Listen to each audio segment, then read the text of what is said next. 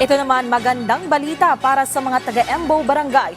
Makaboboto na po kayo sa 2025 midterm elections. Samantala may mga paalala naman ang COMELEC para sa mga maghahain ng COC simula October 1. Yan ang sentro ng balita ni Luisa Erispe.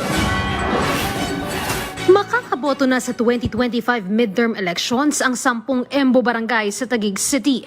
Ito'y matapos i-anunsyo ng Commission on Elections na natanggap na nila ang concurrent resolution mula sa Senado na inirerekomenda kung saang distrito dapat bumoto para sa kongresista ang mga nasabing barangay. We will not allow anybody to be disenfranchised. Para po napakapangit naman, lahat tayo nakakaboto sa lahat ng posisyon. Merong grupo, kahit 10 barangays lang sila, 320,000 more or less, ang hindi makakaboto for congressman. Parang sinabi natin hindi sila Pilipino. Hindi pa tinukoy ng COMELEC kung saang distrito boboto ang mga taga-Embo Barangay.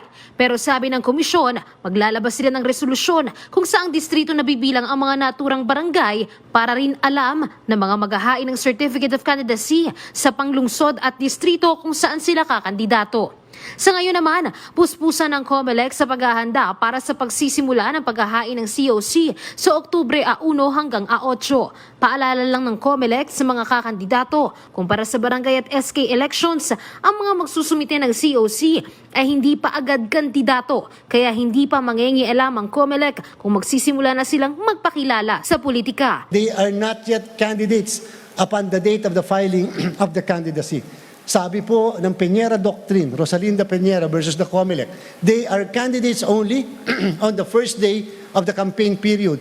Para naman sa mga tatakbo sa pagkasenador o iba pang posisyon na nakapwesto ngayon bilang appointee sa gobyerno, sila ay kinokonsidera ng resigned. Pero kung sila ay tatakbo bilang nominado sa party list, saka lang sila kinakailangan magbitiw sa posisyon kapag panahon na ng kampanya. Kung ang isang appointive official ay hindi pa pala kandidato kapag ang pangalan niya ay nasama sa list of nominees, then hindi pala siya dapat resign. They are deemed resigned upon the start of the campaign period.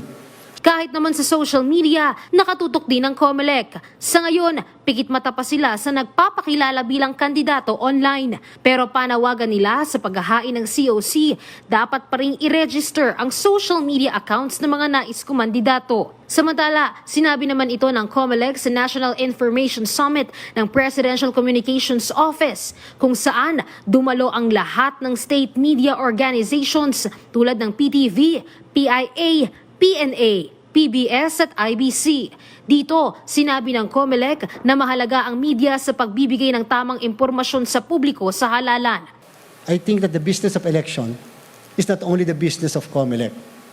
It should be the business of everyone. It should be the business of all of you here.